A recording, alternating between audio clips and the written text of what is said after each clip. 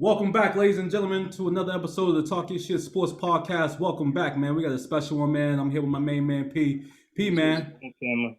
Yeah, man. Yeah, P, man. There's a lot going on in the sports world tonight, man. We're going to get into it. But before we get started, man, I want everyone to subscribe to our YouTube channel at the Talk Your Shit Sports Podcast YouTube channel. Follow us on Facebook. Follow us on IG, Talk Your Shit Sports Podcast. Hit us up. Instagram, Facebook. Like, dive in our DMs, man. If you guys got some things you want to talk about, we want to debate, man. If there's anyone in your circle with an amazing sports journey that you want to highlight, man, please put us on, connect us, and we'll take it from there, man. But without further ado, man, tonight's a special one because not only do we got family, we got royalty, like Massachusetts, Boston bred, Brockton bred royalty out here. You know, he's Boston bred, you know, first and foremost. We'll put that out there. Then he relocated to Brockton. A full sport, all-star athlete. One of the, and arguably, I mean, and we'll get into this later, man, but one of the greatest athletes to grace, you know, Brockton High, where he went on to ball out at Boston College, not only football, but also in track. And then he went on to, you know, have, you know, a great NFL career, starting with the Atlanta Falcons, man. So without further ado, man, we want to welcome our big brother, man, Jamal Burke. What's going on, family? Welcome, fellas. Hey, pleasure to be here, man. Thank you for the invite, man. This is long overdue. I'm happy it's now.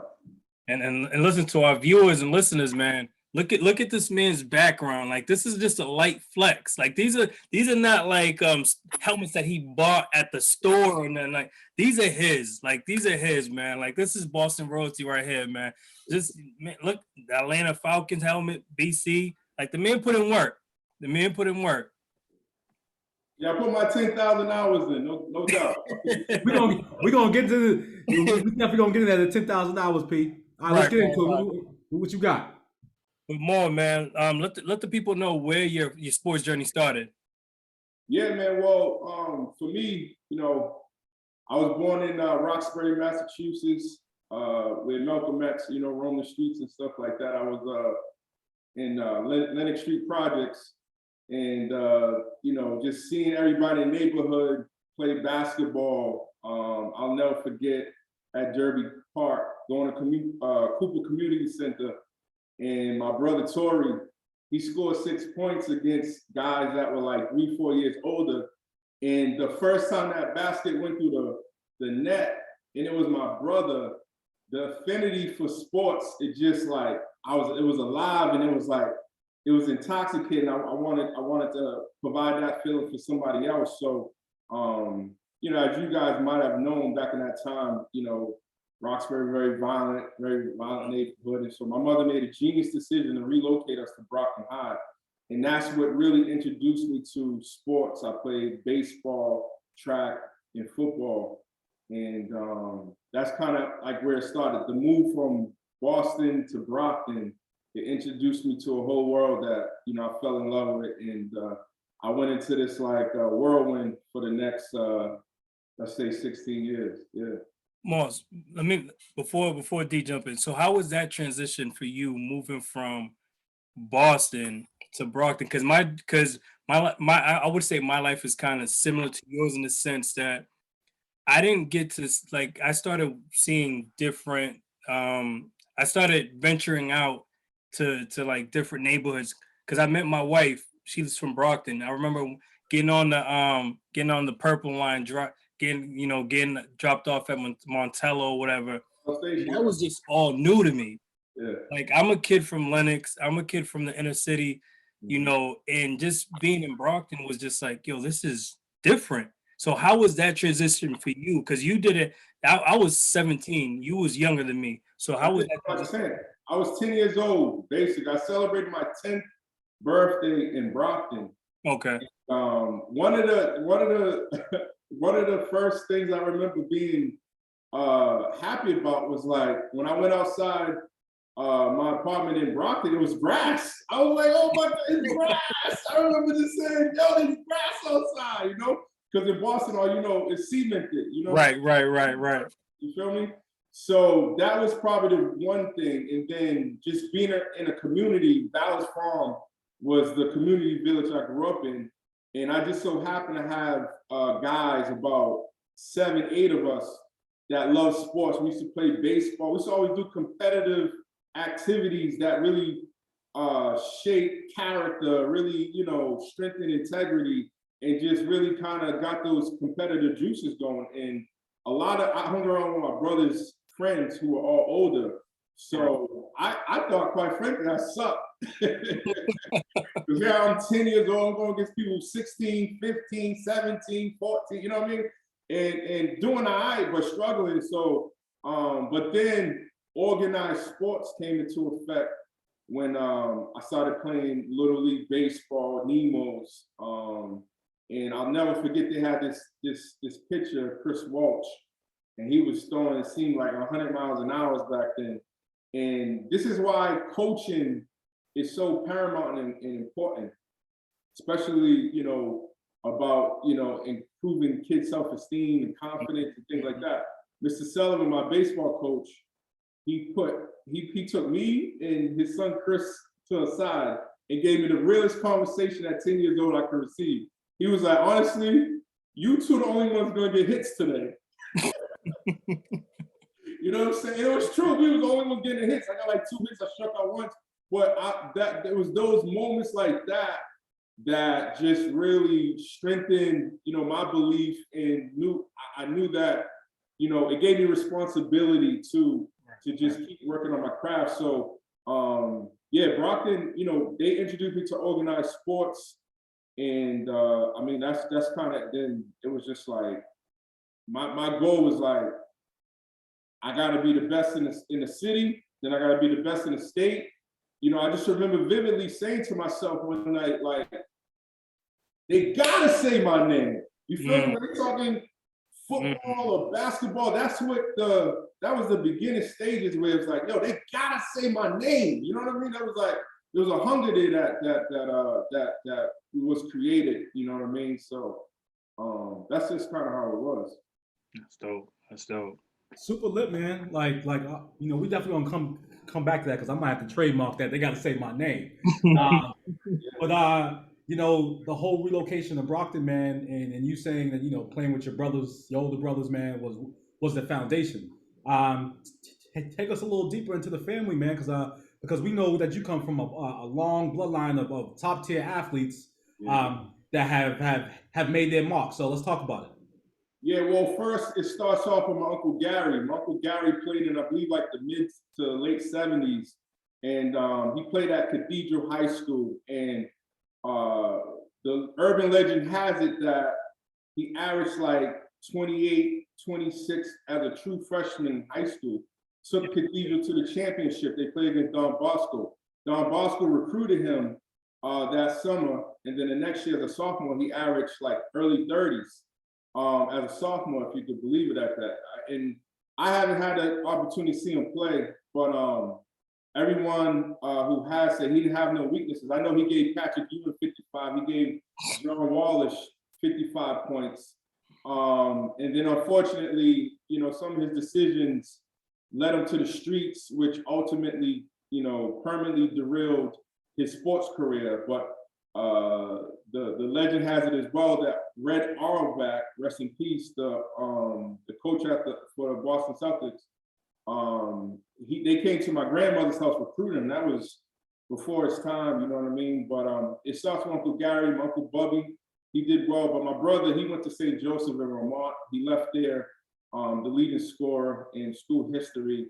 So those, and rest in peace, my cousin Juwan, he really instilled, you're representing a family name like Burke, you know what I'm saying? That Burke, he really put that Burke meaning that it meant something.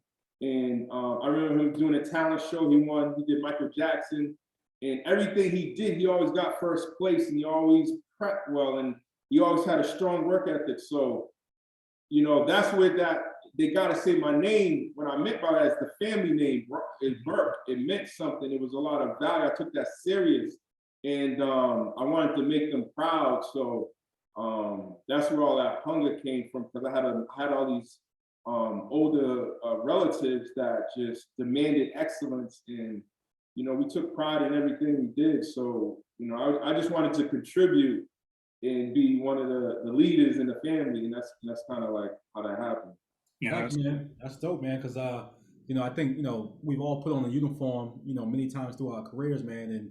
And I think I had the most fun when my name was actually on the back of a jersey. definitely. Not just the number or not just the team name, but when I had the name, my dad's name on the back of our jersey, because like you just want to show out, you want to show, hey, I'm built for this. This is where I come from. You know what I mean? What's up with it? Yeah, absolutely, man. It's like, that's that heritage thing. That's that legacy thing. And I remember going to 5-star basketball camp, right? I know I'm getting a little bit ahead, but 5-star basketball camp was one of the best basketball camps in the country. Only the best players in the country was invited there, and I was fortunate to be one of them. And I remember, we played at midnight, and when you scored a bucket, the scouts was like, littered around the courts. And when you scored a point, scouts would be like, "Yo, what's your name? Where you from?" Jamal Burke. I used to be like, yo, I was like, yo, I'm killing them. Oh, that's what it is. Every time I scored, I gotta say my name. I was like, oh man, it was crazy, man. It was on after that. So there's power in the name. And that was something that my grandmother, she instilled in us too. Every time you walk out that door, you're representing us as a family, so don't embarrass us, make us proud. You know what I mean? And that was going to be my next question. Like, how important was your grandmother in your sports journey? Oh man, my grandmother told me about a man named Jesus. And, I'm confident that like my grandmother was the first to like give me confidence and self-esteem. I remember going to Bible study, and at the end of this class, the teacher was like, all right, anybody who's quiet for the next, the last 15 seconds will be best sitter. And I remember like, you know what I mean? And I won. And the crazy thing was I was filled with so much joy and excitement, because I knew finally I got something I could bring good hope. I could bring good hope, news home to my grandmother and say, I made us proud. I made you proud. I made you proud. So I remember not even sitting down on a bus, running home as soon as we got to the projects. I ran to my grandmother's house and I said, I was the best sitter. And so she helped me say, oh, baby. Right? She said, I'm gonna make your best dinner. And for like literally, it seemed like forever, but it was only like probably for the next couple of weeks. Everybody who went through that door, and I had 10 aunts and 3 uncles, so it was a lot of traffic. But everybody came through the door. She always made it a point to stop and say, hey, I'm with the best sitter. I'm with the best sitter. And that thing just boosted up my pride. And so it was just like that reinforced, like that means something when you go out here and do well and bring it back. And it's like it keeps growing, man. So that's why my grandmother is so important. And she's the only one who gave me a beating without ever moving. She was in a wheelchair. She beat me from the wheelchair. Patience. So, but yeah, I love my grandmother. If there was one conversation I could have with anybody, man, it would definitely be her. I miss her dearly. Man, that's dope. That's dope. Love right there. That's love, man. I think we all can attest, man. Being an athlete and playing on teams, man. Not only do you, create bonds and you kind of build family on the teams that you play throughout the years, but a lot of us, as an adult now, you realize the type of sacrifices our family, the type of sacrifice and investment our families, our moms, our dads, our uncles, our grandparents had to make when we're such a young age in order for us to have the equipment, in order for us to play on certain teams, in order for to get back and forth from practice to games or whatever we needed, was so just pivotal in our development, man. So I can definitely speak to just how important my dad was. Just being at games, buying equipment, driving me and my friends to games. So stuff like that is pivotal, man. And I know for Pete, man, his dad too, man. So family is definitely important, man. I think I want to shout out to all the parents now who have young athletes in there who are soccer dads or basketball moms or just whatever sport your kid is playing, man. Really speak life into your kids. Speak confidence into them. Because being an athlete is it looks fun, but there's so many challenges and adversities that we face that we have to navigate. And sometimes when you don't have that support system as a family, it makes it so much harder in order to be successful. Because you can have that one game, D, that you strike out 3 times, or if you're playing football, you fumble the ball at the 1 yard line, and then everybody, because you're already hearing it from the opposing team, the fans and stuff like that. Or you suck, or this, that, and the third. And then that one person, like, like Jamal said, his grandmother, no, baby, you good.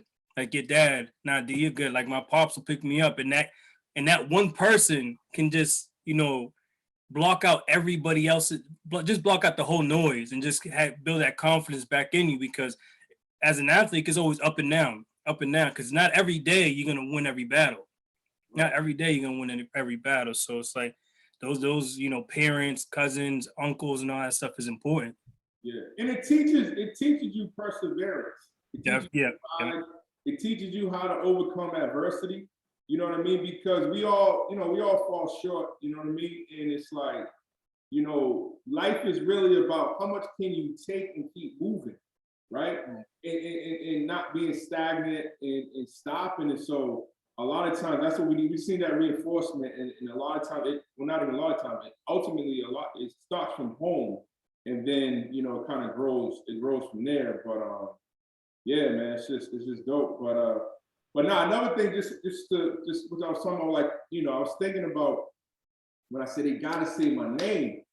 And I shared with you before, with you, Dave, the story about like Shannon Crooks, right? I seen all these phenom athletes. Shannon Crooks, for me, during my time, he was the guy. I didn't sleep. When you heard that story about, there's always somebody working out, there's always somebody getting better. For me, it was Shannon Crooks. And I went my sophomore year in high school. I finally had a chance to see him play. I heard about him for about 4 years, because again, my brother was older. He was always in AAU circuit, always going to nationals. Right. So jealous of that, you know what I mean? I remember him coming home one day, giving my mother on a Friday a permission slip to go to Springfield, and so he could sleep in a hotel, and the whole time just gonna play basketball. I'm like, wait, so all you're gonna do is play basketball and then live and sleep in a hotel? I was like, you know what I mean? But Shannon Crooks, I seen him my sophomore year, and I was at a tournament, and we played the game before, and we was all about to exit. Then I seen BABC. I said to my coach, I said, yo, we can't leave. Shannon Crooks here. I gotta see him play. And I was willing to walk. It was far. It was like an hour drive from driving from the house.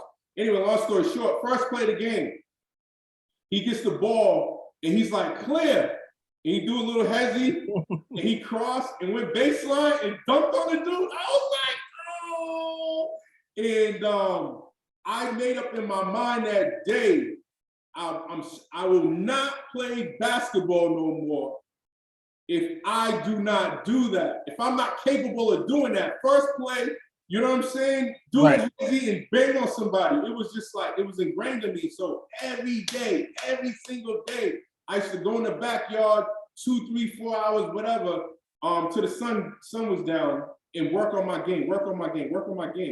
And lo and behold, my junior year summer, so about a year later, that same coach that was, he basically begged me to leave. He didn't want me to walk. So at halftime, we left together. He came to me. I was at the Boys and Girls Club in Brockton, giving people the business. You know what I mean? So, but he came and said, "Yo, we got a game against that kid that you was talking about." And I swear to God, my heart dropped to the floor. Right? I got scared. Right? But I was excited. Okay. I kicked everybody out the gym. And I was practicing that whole night. Practice. So then the next day, before school, I summoned all of my teammates that I knew was gonna play the game. And I'm like, yo, this might cost us our friendship. I might not ever talk to you again. If y'all come out here and y'all don't give it everything, y'all come out here and y'all BSing, y'all gonna have to see me. You know what I'm saying? Like, one guy actually stopped talking to me. He missed a couple pivotal passes. But anyway, long story short, I did well. I'm not gonna flex too hard. I did well, You know, Talk your shit. Talk your shit, big dog. Talk your shit. he had 28 points, like 15 rebounds. You know what I'm saying? A little light work. You know what I'm saying? You know what I'm saying? Light work. Leo's assistant was like, he was throwing the clipboard like, who is this guy? He was like, how do you know about him? How do you know about him? You know what I mean? So my point of saying that story is, man, we always gotta have a target. We gotta have somebody who's greater than us at that moment and strive to ascend, to surpass that person. Right. And I remember him giving me daps, and like that was like, yo, once he co-signed, man, like, yo, look out, world. Right. No, that's ill, man. That's ill. That's ill. Speaking of targets, man, because I think that was right on. But I think Pete, you'll like this, man. I never played against him, but ever since we were in Little League, when I first started in South End baseball, everyone said this name with like reverence, and I had never seen him. I had never seen him play, but everyone just swore by him. Juan Carlo. I just like. And like I went years without never seeing him. And I think one time I went to one game and I saw him. I was just like, there's no reason why he should be playing with us. Right. He's a professional. He's a professional at 17 years old. He wasn't like Omar Easy Chisel. Omar Easy probably had like 2% body fat. But Shannon Crooks, he had a nice cross. Got a little Jimmy. His jumper was probably his weakest part of his game. But like he had a pull up, he just had his hesitation, but he was just strong. He was quick and fast. He was tough. So, you know, and then he played good defense. You know what I mean? He put forth the effort on defense, and he killed it in the shootouts against Baron Davis and you know, all Shea Cotton at the time. Shea Cotton was the LeBron James during that era, prior to whatever happened in his life. But yeah, so the Boston targets was like Monty Mack, Jonathan DePina, Shannon Crooks, Courtney Elridge, Ryan Watkins, Sean Conley, white boy who used to do the Curry, Steph Curry. Yep. So he used to come behind half court and just pull like, you know, 3 steps after half court. He had a crazy jump. He played at Ohio State and Boston College. But then you had the Babel twins. Then you had Wayne Turner. Then you had Scooney Penn. Then you had Randall Jackson. Like there were so many. And then I always loved backstories too. Like I heard about Jamal Jackson my whole life. You know what I mean? And the tragedy of that. And it was just that thing like Jamal. It was like, I'm Jamal. And it was like, you know, I wanted to kind of rewrite that story. Right. And create an example of an alternative. Okay, that happened, but then here's another story you can grasp on that's real, that's tangible, that's you can accomplish, and that's all that stuff, man. It's like if you were a high school kid, junior high kid, yo, you wanna do the research and understand all the history. You wanna put all that in your spirit. So now you understand the past and understand what's going on now, and so it can affect the future. So I'm just proud I really put that work in. Man, listen, who said Boston didn't have no hoopers, man? Like they need to cut that out. Well, you know, the Street of Smiths and all the other recruiting publications and all that, you know, that's all like politics stuff. That's all relationship stuff. That's stuff you realize later on down the road when you're on the other side and you're that guy and they want you. And so then you start seeing secrets, and then they start telling you stuff that you're not really privy to on your ascension. So, but now we're starting to get a little bit of respect. But I just always said, you know, there's talent in Boston. You know why? Because I'm in Boston. I used to say that to my teammates. Stop saying ain't no talent in Boston. We here. You feel me? So I had to keep saying that, man, because I was the type of guy. I had the top 100 recruits. Because back then they only did the seniors. The juniors, I think it was only 50. The sophomores only 25. They only did the top 10 freshmen. And I remember one of my smart aleck teammates was like, yo, I don't see you nowhere, Jamal. I don't see you in here, right?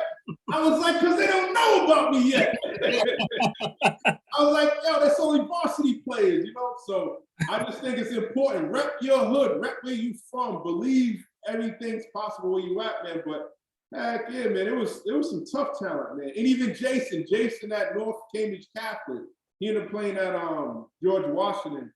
with the coach who used to coach Patrick Ewing. So yeah, man, Boston rep, man. BABC, they went around the country killing people.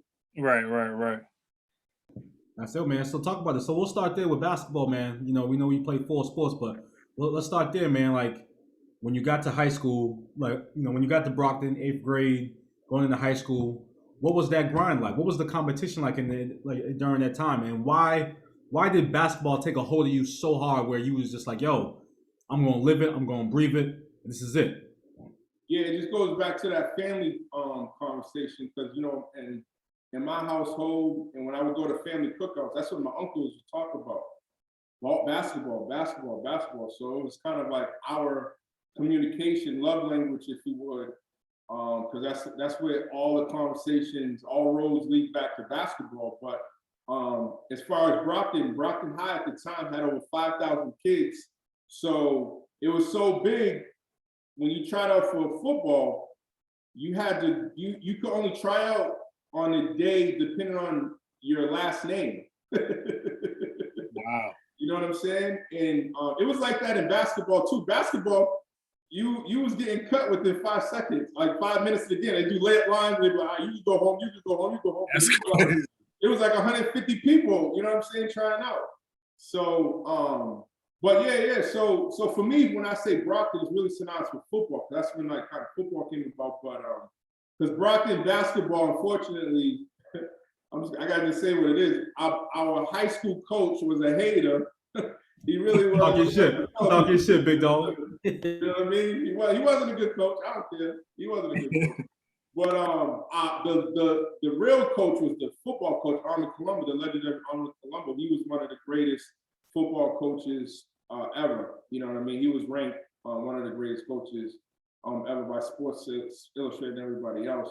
So football and hockey was like the predominant focus sports in Brockton. And we had Peter Harris, who was the #1 running back in the country. And, we had a host of other players that was the best in the country too. So that's when the football came into play because Coach Colombo came and got me one day in science class because his friend was a gym teacher and he seen me catching on the boards in basketball and gym class and spiking on people in volleyball. And he was just like, you got to talk to this kid, Jamal. And then long story short, Coach Colombo was like, you trying to play sports at the next level? I said, heck yeah. He was like, do you know who I am? I'm like, no. And so he said, all right, what school do you want to go to? At the time, Michigan was a big deal. Mm-hmm. So I told him Michigan. A couple of days later, I got a questionnaire from Michigan and height, weight, hobbies, GPA, stuff, basic information like that. And long story short, he's like, hey, you stick with me, all your dreams will come true. And that was something that was so powerful looking back at it, because he was a man of his word and he really did take care of me. He really did guide me, but in exchange, I gave him everything I had. And so, it was mutually beneficial. I was going to ask you, so how was that? Like this is a guy that you don't know. No. You don't know him at all. He just comes up to you and he just, you tell him your dream. And me, I'm a type of person, like, don't play with my dreams and my goals and my aspiration, bro. Like, especially if I'm expressing that to you. And he comes back with this questionnaire. How did you feel back then? Like what was your first thought when you seen that questionnaire from Michigan? Yeah, my first thought was he got my attention. Right. You know what I'm saying? Like, seriously. Because I didn't want to play football. I did not want to play football because football players always hurt. They always had crutches in the hallway. They always had casts. You know what I'm saying? And so I didn't want no parts of it. But it was his quiet confidence and his assurance that as long as I practiced hard, I did everything I was supposed to do, he will put me in position. He couldn't guarantee me nothing. Right. He couldn't promise me anything. But he assured me that, if I did as he said, which I did, I would have those type of options, which I did. I had, probably like between 10 and 15 full scholarships. I remember like Stephon Marbury, he would put his recruiting letters in a shoebox. So I remember getting a Nike box because I was getting like 7 to 10 pieces of mail every day. Mm-hmm. And it was just kind of like that, you know what I mean? But yeah, Armin Colombo, man, I always give him full credit, man, because I had no desire to play football, but I see his love for it, his passion, and his competitive spirit as a coach. You know, that was infectious, and it made me be make the sacrifices and commit to football. And I still would. it wasn't like a clean sweep because I still would show up to football practice in basketball sneakers. Sometimes I would skip that. I would come to football practice late and just unapologetically, they'd be like, "Where were you at?" I'd be like, "I was at the Y playing basketball, and I scored 25 points." But no, after I made my commitment to him, I really did commit, and my whole life changed. Yeah, talk about it, man. Like, you know, what did you learn from him? Like, once you strapped it up, you know what I mean? You started calling plays. I mean, you started, you know what I mean, having some success. You know, what did you learn from him and the coaching staff? And I guess, how was it going to battle with your guys during that time? Honestly, self-confidence. Like he was a little arrogant in a quiet, private way, and he knew who he was. Because he would say, we have trouble every year just getting a full schedule. Nobody want to play us. This is what he would say. And I love that. I love that because that's how I was feeling. You know what I mean? In my own individual, I'm like, I wish somebody would play me one-on-one. You know, cover me one-on-one, like no help. But it was because that became, it transferred into our locker room, into our conversations, and that's what we kind of echoed privately and publicly. It was like, yo, this is Rick Brockton. So now you wear the leather jacket a little bit prouder. Now you go a little harder in practice because you already know what the top man believes. You know what I mean? And especially when you're a teenager and you got all that testosterone and excitement and energy, and you want to conquer the world and you want to, you know, be bigger than life, you know, to have somebody like that speak like that, you know, again, like I said, it just really changed my life. And I remember the first game I scored 2 touchdowns, and I had 7 catches, 103 yards, 2 touchdowns. Don't ask me how I remember that. But I just remember the quote. Talk your shit, big dog. Yeah. Yeah. Tell him what it is. Tell him what it is. Tell him what it is. That's just what it was. Well, he said good things happen when the ball's in Jamal's hands. And again, as a kid, you know, you're only like, 17 years old. To have that type of endorsement, man, that thing, now you're like, your chest is like, ooh, you know what I mean? So it was dope. It was dope. Facts, man. I remember the first time I started at Charlestown for the first game, man. He was like, "Hey, man, this is your show. Go do what you do." I mean, I had a decent game. I didn't do that great. I mean, I threw like 2 touchdowns. I think I threw a pick too. But that's neither here nor there. But I had my best day on defense that day. So when you have someone in your ear saying like, "Yo, man, hey." Yeah. Good things are going to happen, man. When you're doing your thing, man, and that shit meant the world to me. Yeah, right. And it also transfers into college. I remember when I signed a scholarship to Boston College, he was there, and he said, "Your whole life is about to change." He's like, "It's not a game no more. Now it's business."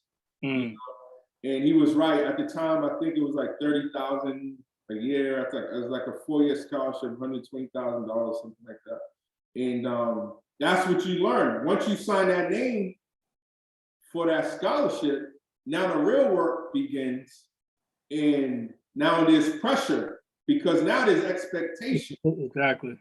You know what I mean? That's real.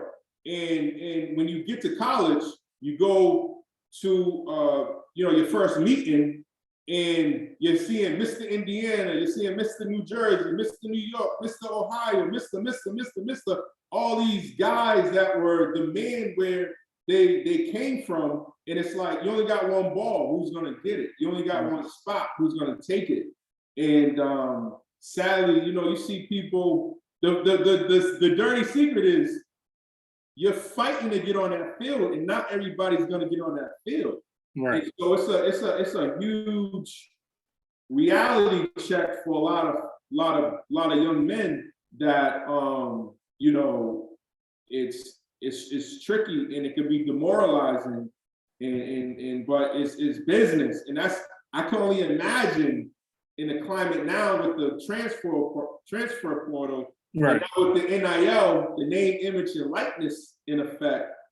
Oh man, I can only imagine the mind games that are being played, man, at this time. Talk about it, because I mean, I can only imagine. You know, there are probably a lot of dope athletes that we don't know about that didn't get on the field, not because, you know, they were whack, but you know, cream rises to the top, obviously, and we respect that. Yeah. But to get to, you know, a D1 campus, to get a coach's eye, and for you to get on his radar, for him to risk his job to offer you a scholarship, you know what I mean, and you still not make it on the field, and like you got to go wait 2 years, wait 3 years, play your senior year. So talk about some of the guys that, you know, we may not know about who had you know, who didn't get a chance to get on the field, but were still special athletes.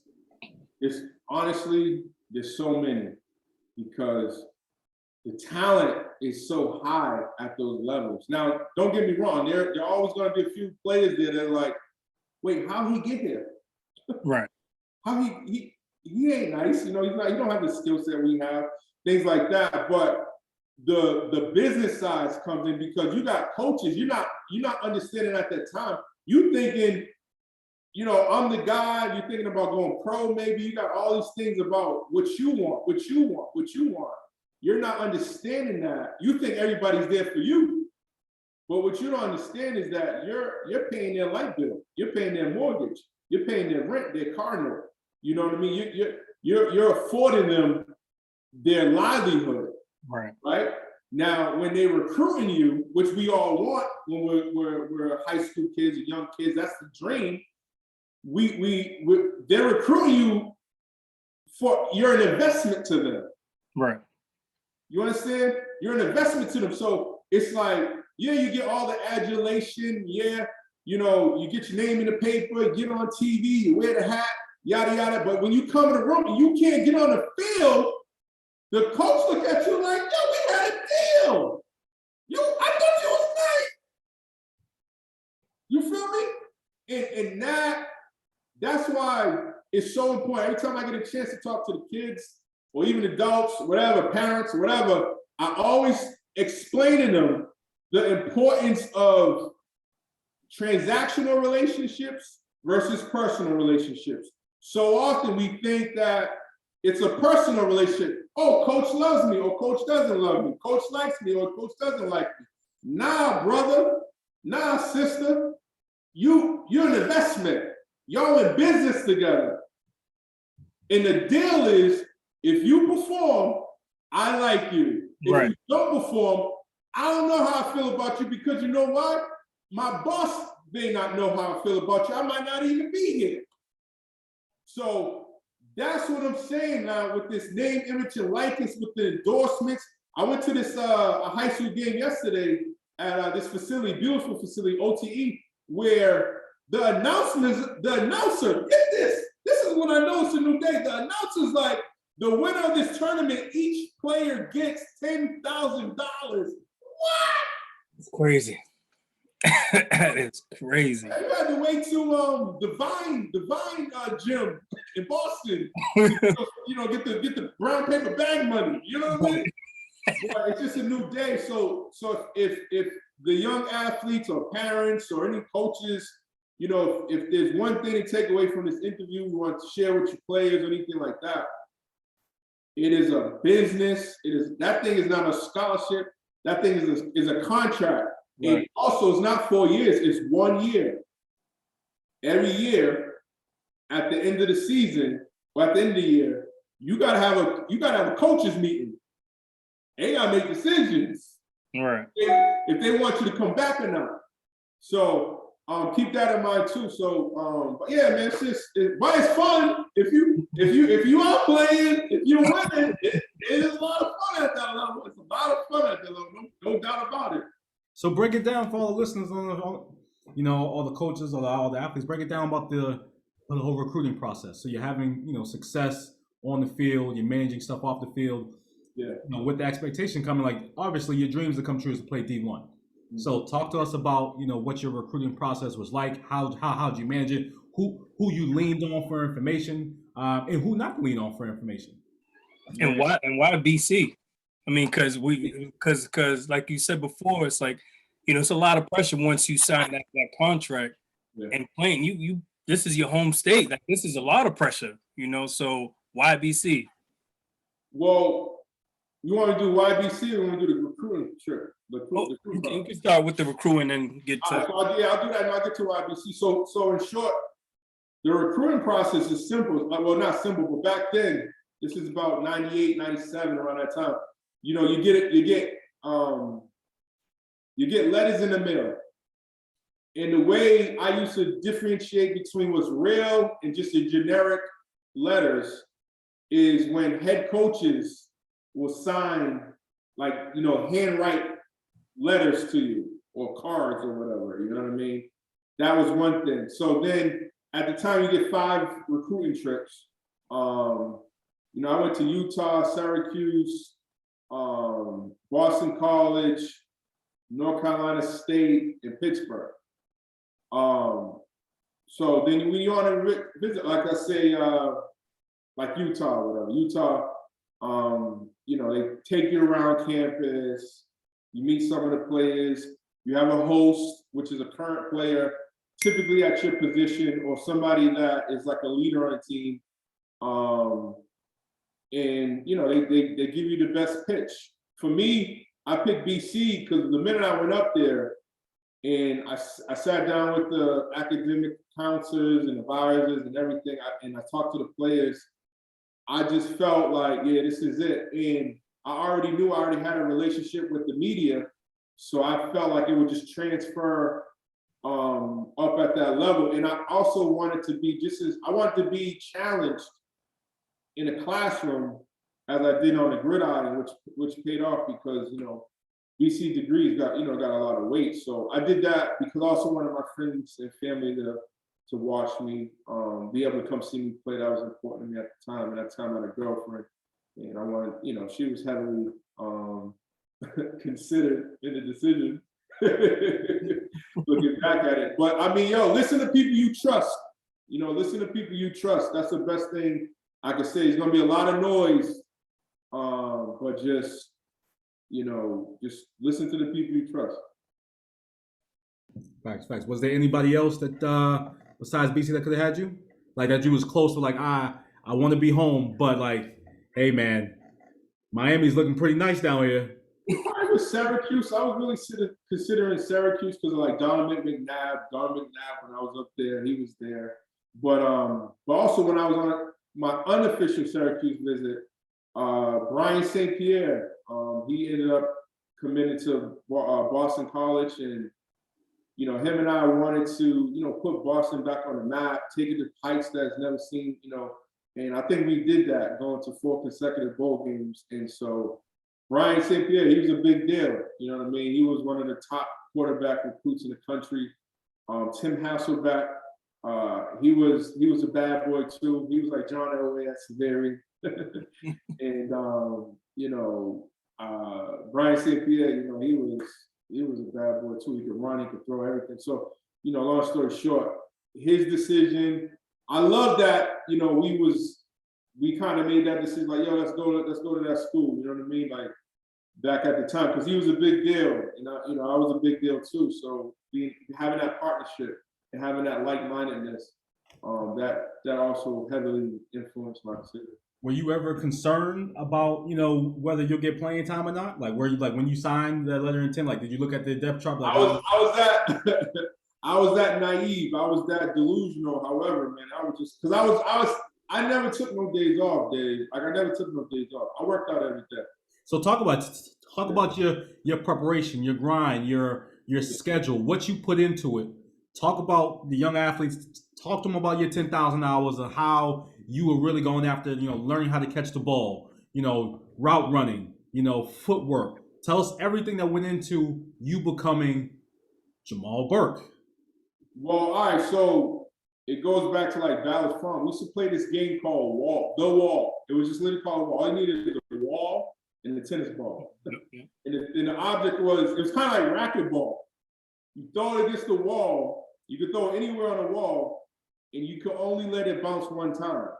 So it worked on your hand-eye coordination, your lateral quickness, body stability, your reaction time, all that stuff helped. And that's why I think also playing multiple sports helped, because I used to pitch, I used to play outfielder, so that helped out in baseball, and that transferred into like punt returns, kickoff returns, catching the ball, things like that. But for me, I had a steady diet of basketball, man. I played basketball every day, every day. Like I went to school, right after school, I got out of school at 2:23.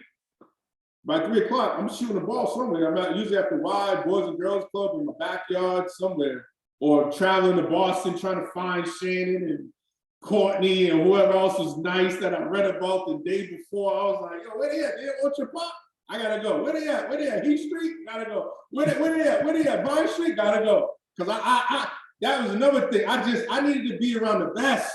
I wanted to really challenge myself. I wanted to see where I was at. So that's another thing I would highly encourage is like, yo, go where the competition's at.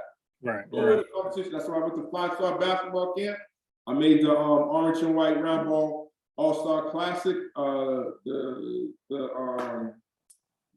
game, for All-Stars. So just, go where it's at, but just practice every day. Practice every day. Practice every day. That's just what I did. All right. So once you get to campus, man, break down. I know we discussed it, but break down that schedule, that D1 athlete schedule. From start to finish, the off season. Break it down to young athletes who are watching now, and what should they expect? All right. So first thing should expect is you don't own your life no more. It's not on your schedule no more, right? So a typical schedule, let's say you're prepping for the season, you're going to double sessions or something like that. You're waking up at like 6:30, go eat breakfast. Then you gotta have team meetings at like, I don't know, 7:30, 8 o'clock. You're on the field at 8:30, 9. You practice from 9 to 11. Then you got lunch from like 11 to like 12:30. At 12:30, you gotta go to the training room, ice, stretch, get any medical attention. Then let's say 1 o'clock, you probably have a team meeting. You talk about what happened in the morning time or what's going to happen in afternoon time. Then you break into position meetings. You do position meetings and you watch film from the morning practice so you can find out what you did good, what you didn't do good, so you could, correct that in the afternoon practice. And then you got play installation, so you're gonna learn new plays. So then you do that for like an hour, and then you get on the field from like 3 to 5:30, and then you go to dinner. Then dinner, you go to dinner 5:30, 6:30, 7 o'clock. You got a team meeting. 7:15, you got positions meetings. You break back into position meetings to watch the practice that you just had in the afternoon. Again, take the good, take the bad, and then after that you have snack time. So you probably get back to your dorm, I don't know, like 9:30. So you leave like 6, you don't come back to 9. That's every day. But after that, and then during the season, depending on your classes, you gotta have all your classes done by 2 o'clock because you got a team meeting and break position meetings, and you gotta be on the field. Like so again, it's just you're just not on your time no more. You know what I mean? It's not on your time. So how was that for you mentally? Your first couple of weeks when that season started, because this is all new. In Brockton High, was you guys, having meetings like? Yeah, sure. Right, What we were doing at Brockton compared to what happened at BC. So this is all new. So how was that mentally for you? All right, so I'm just keeping fresh and funky, right? So at Brockton High School, because I was Jamal Burke, right? I could just like, I'm not coming to practice today. Right. I'm still good, right? At Boston College, what? Missed practice? What? Call out sick? That doesn't even happen. That's not real. You know what I mean? So that's the first thing. I guess the best thing to say to all the future D1 college players, or even college players, or even whatever, is just it's not about what's going to happen in the moment. It's about what you can manage mentally, because you're going to experience everything for the first time. Yeah. And everything's gonna be like warp speed. You know that you're making the proper adjustments once things start slowing down, whether it's on the field, whether it's the schedule itself, whether it's the schoolwork, whether it's, managing schoolwork and, performing on the field and traveling and having, you know what I mean? Whatever else is on your itinerary. So just be patient. Listen to the faculty that's assigned to, help you with your transition. Ask the older players. Always surround yourself with seniors, fifth years, seniors, juniors, because they already know everything. They already been there, done that. And then also, find a healthy relationship with some of your peers in the same class, but understand if it's the same position, you're gonna have some tension. Right. They gonna always want your spot. Don't get that twisted. Don't ever forget about that. Don't ever forget about that. And then if you're a wide receiver, if you're around DBs and your spinal sensors are going crazy, that's normal too. You guys are nemesis. So all that is just part of it. The game is the game, as they say. The game is the game. All right. That's super dope, man. So, we know you already dropped some names, man, from Brian St. Pierre to Tim Hasselbeck. Talk about some of the guys that you were close to, man, that were really one of the ones that you got to see, man, and how that elevates your game, from William Green to Troy Bell to Clinton Portis to Willis McGahee and then Sean Taylor and all them. Talk to us about how stepping on the field and competing against those guys really elevated your game. Get Vic behind you. Yeah, man, it's so many great athletes, man. And so it's like when I first got there, my big brother was Anthony DeCosmo, and he was one of the older receivers, and he really kind of walked me through, gave me the blueprint. But without question, man, everything changed when Will Green came. Will Green was the #1 recruit out of high school, like #1. And from the first practice, you knew he's the guy. And he changed everything. He was the guy that, really changed everything. But, we had great recruiting classes that came in as well. Whether it was the offensive lineman, like Dan Copeland came in, then you had Matthias coming in, then you had Jerome Ledbetter came in, then you had Derek Knight, you had JB Camelo, then you had, Keith Hemmings. Like, we started getting help. And that was just really a testament of the coaching staff that, did a hell of a job recruiting, great athletes and stuff like that. So, but yeah, so I ran into like Clinton Portis and Santana Moss and all those guys running track, Andre Johnson, things like that. And once you're around them, then I think that's also a good talent pool or information for yourself to know, like, yo, you one of them. I'll never forget Paige Serino. I was redshirt and we was playing against Syracuse, Donovan McNabb. I still was like, oh, that's Donovan McNabb. I'm a true freshman. So I remember in the game, we're losing. The game's about to be over. And I was like, yo, I'm about to go get his autograph. Yo, Pedro Serino, boom, smack me upside my head. Yo, I'm gonna kill you.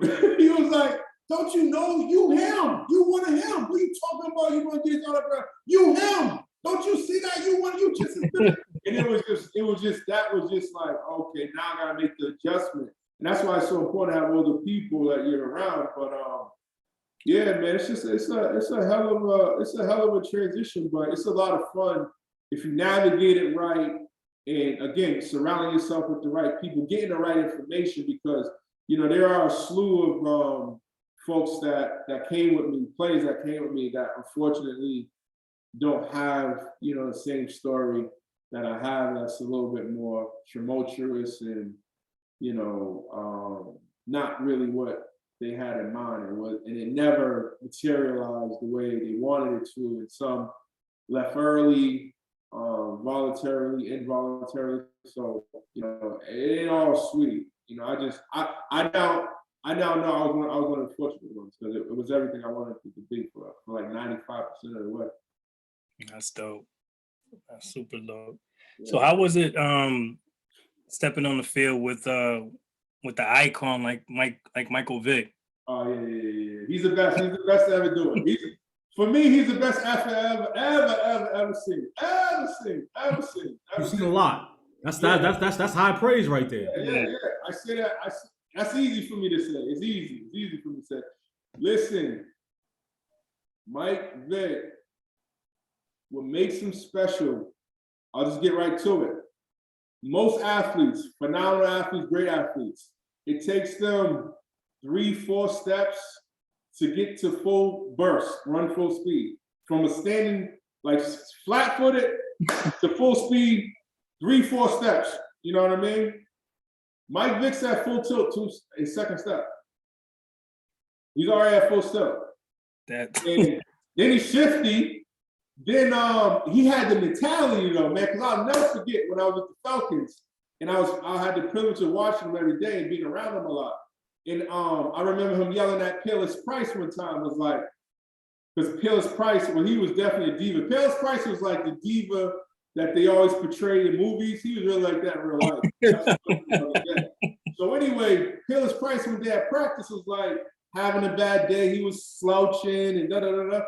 And Peerless was like, yo, tomorrow will be my day, just like yesterday was my day. You know what Mike Vick said? Mike Vick grabbed him by his shoulders pads and was like, every day gotta be your day.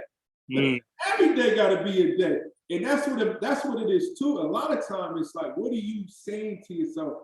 That internal dialogue, that's so important. And, I get excited sometimes, but like, what's more important than IQ is EQ, your emotional intelligence.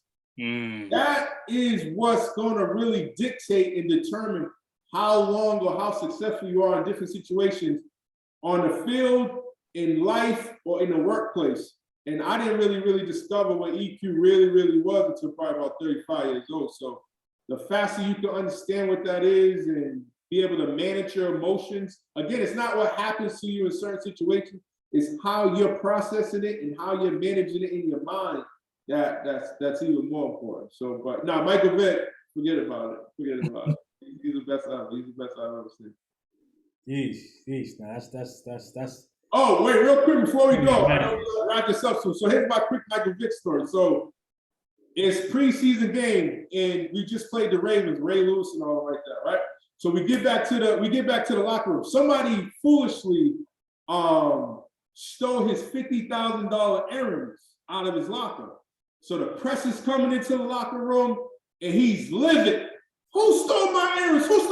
He's searching people. He's like searching people. He's searching the media people. He's telling media people got to get out. I got to find my earrings.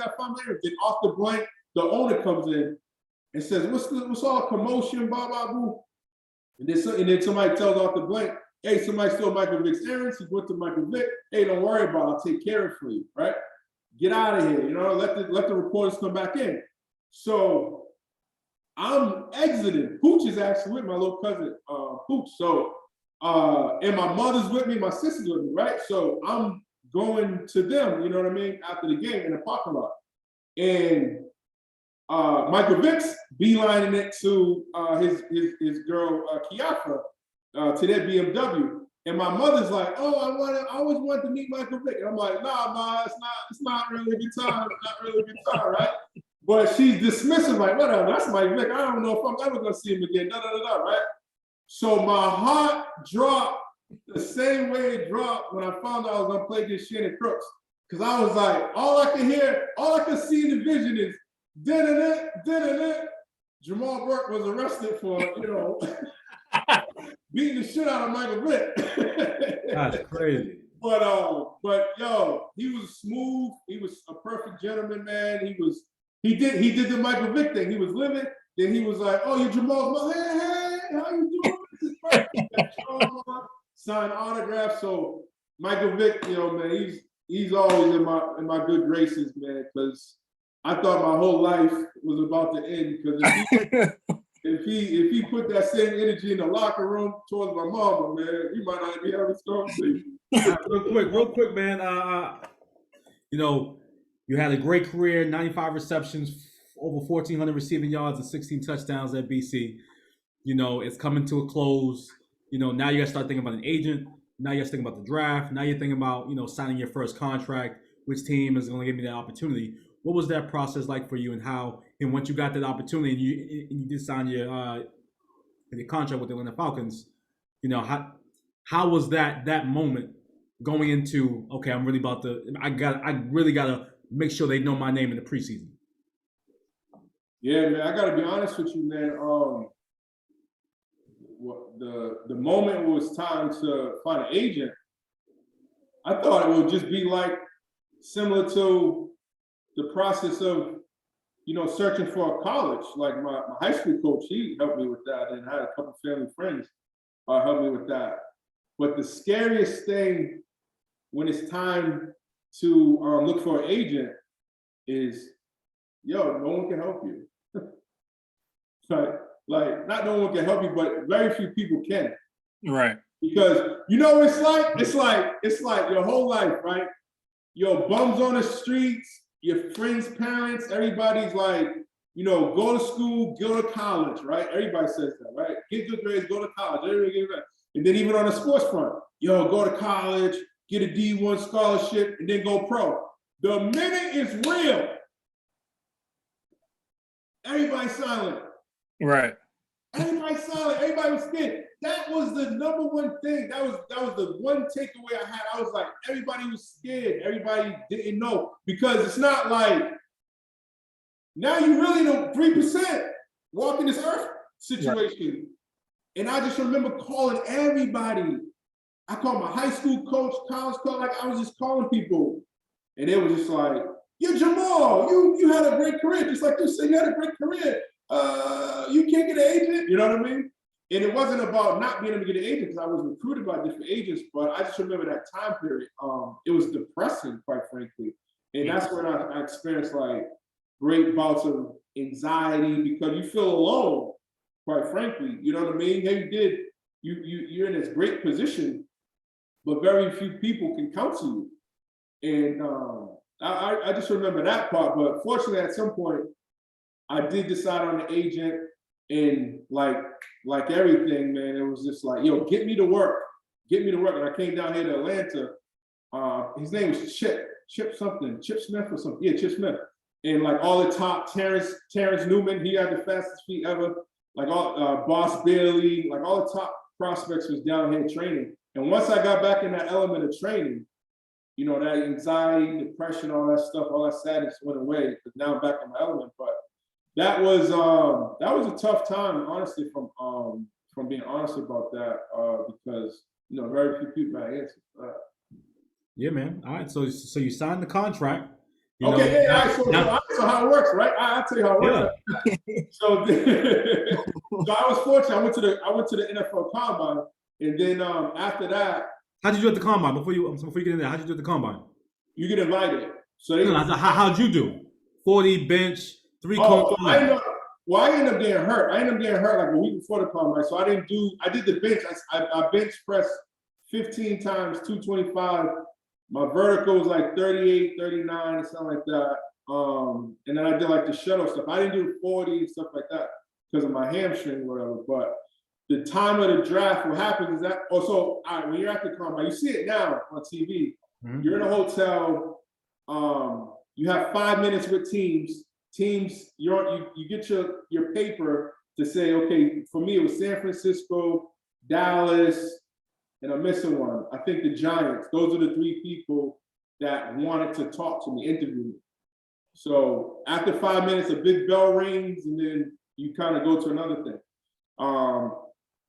And then after that period, you get calls and people want to just make sure they got the right phone number for you and stuff like that. And then the day of the draft, you're just hoping, you get a call.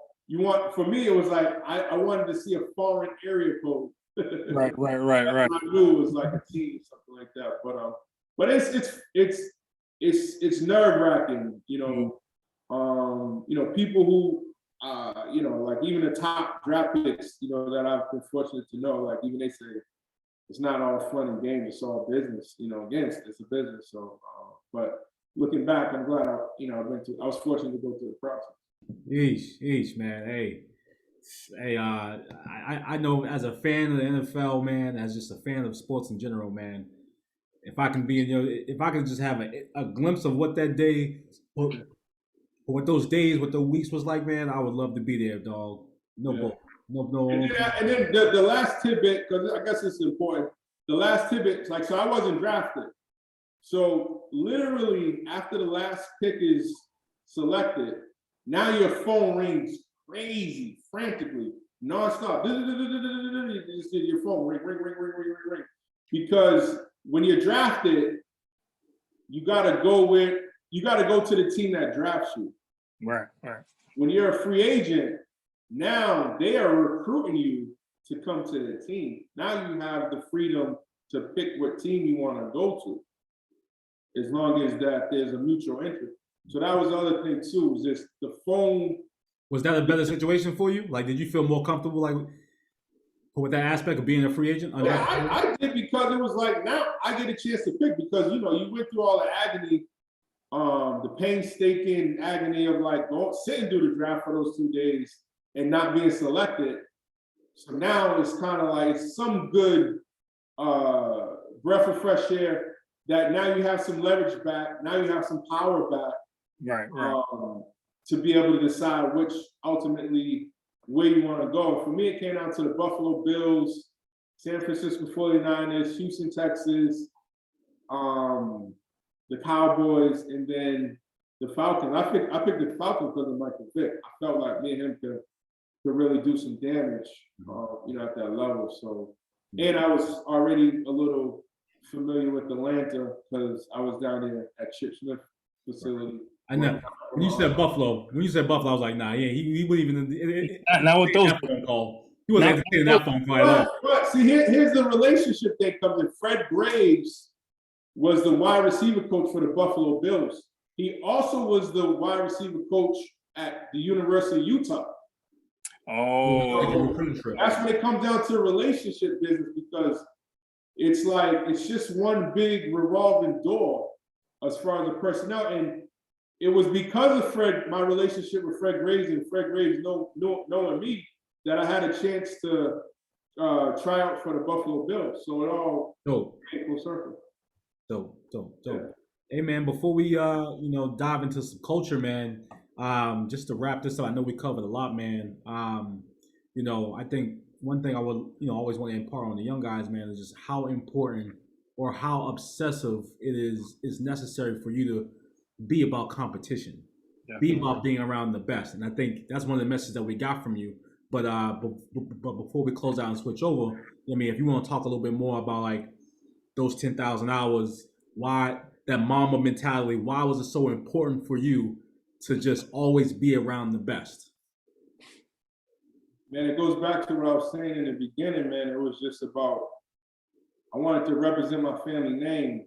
And when you finally get a chance to compete against the best, or people who are labeled the best, and you able to get your stuff off, that same move that you practice countless times in the backyard, and you're able to do it effortlessly against the best, what you realize is that you probably better than who these people are saying is better than you. You know what I mean? And that's what I realized.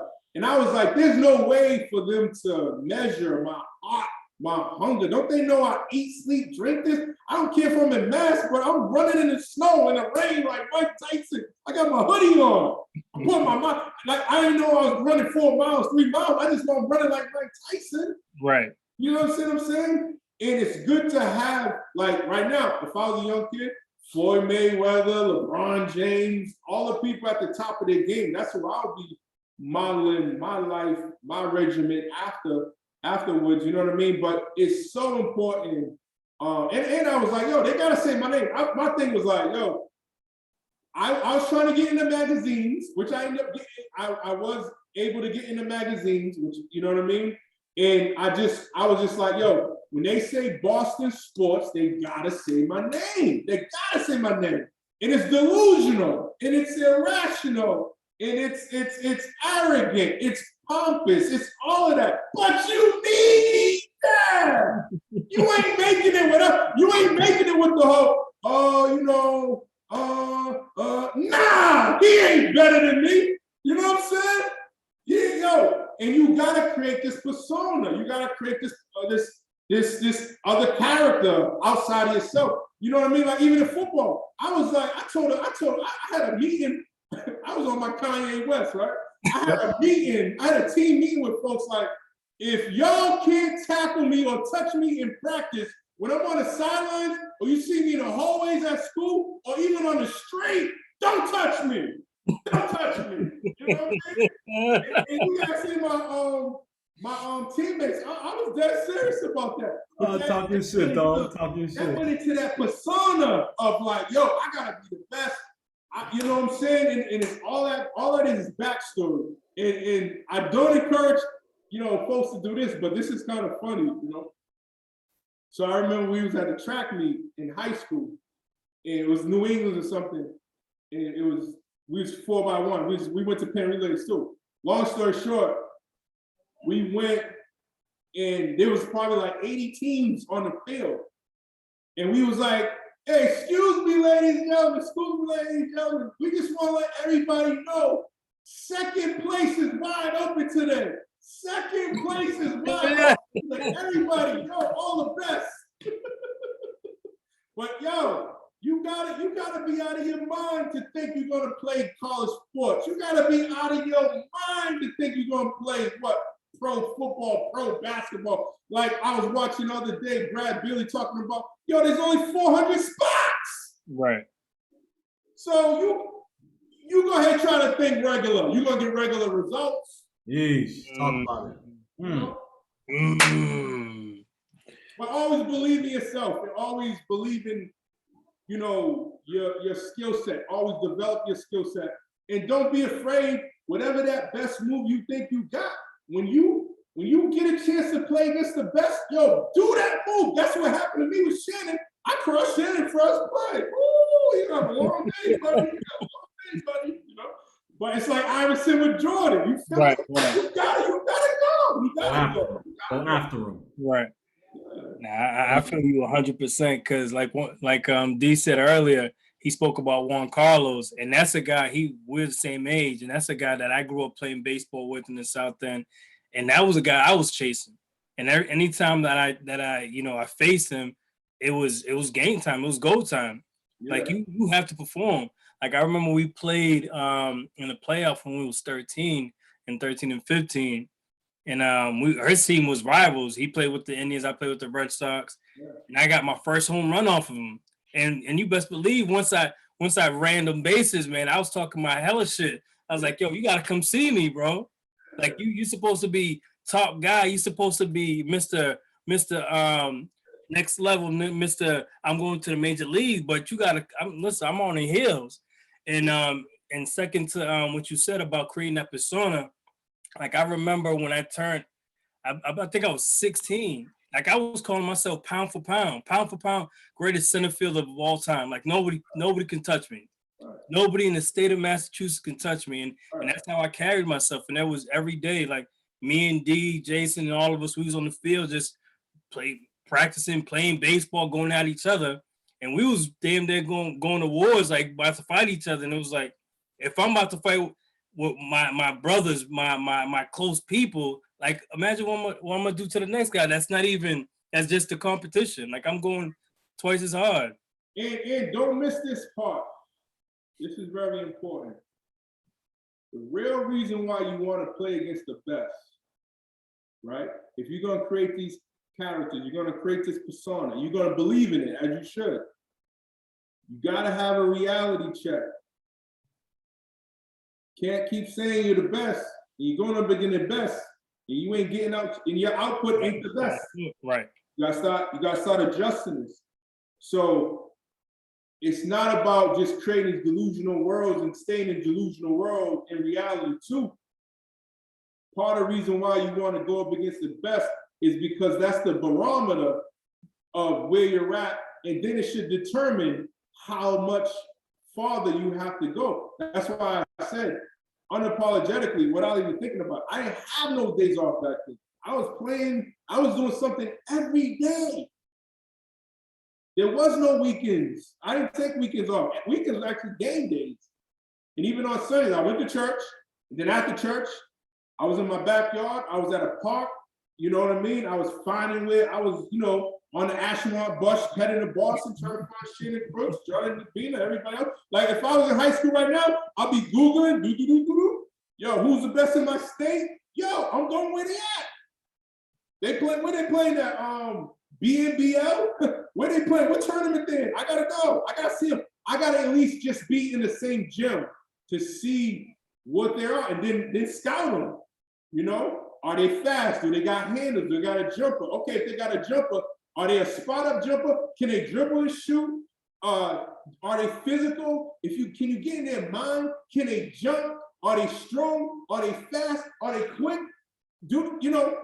Break them down. Can they rebound? Do they want to rebound? Do they play deep? How's their feet? Do they know? What's their technique like? These are all questions you should be asking when you say, hey, what's up? How you doing? When you say, what's up? How you doing? You should be looking them up. Yo, all right, about 6'2", 180. I do that now. You just got to create these habits. Like, you got to just break this stuff down, man. And, hey, have at it. I guess Jay-Z said it best too. Even after everything we said, after everything I said, don't listen to nobody.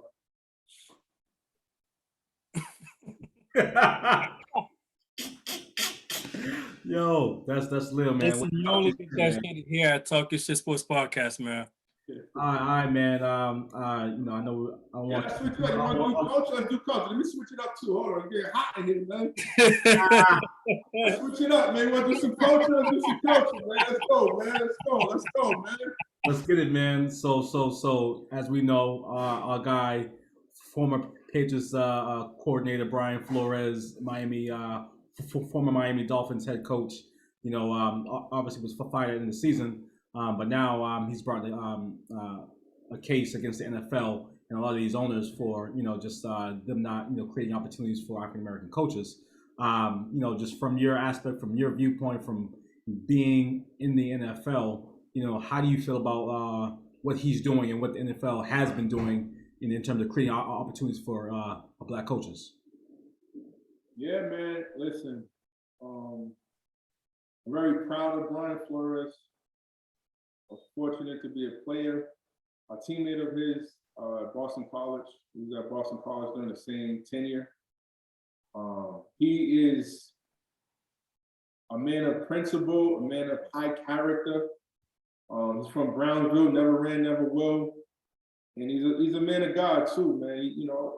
Either for him or against him. He's a black and white guy, you know what I mean? And I'm not surprised that he's taking his stand, given the man that I've known him to be. I think it's time, like he said, there has to be changes. And, right now,